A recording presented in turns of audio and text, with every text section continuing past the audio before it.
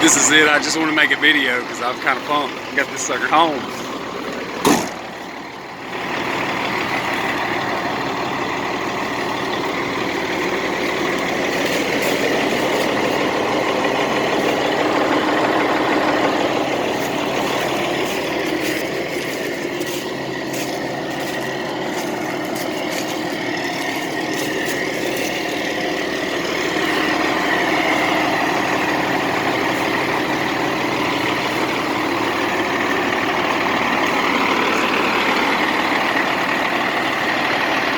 That's it.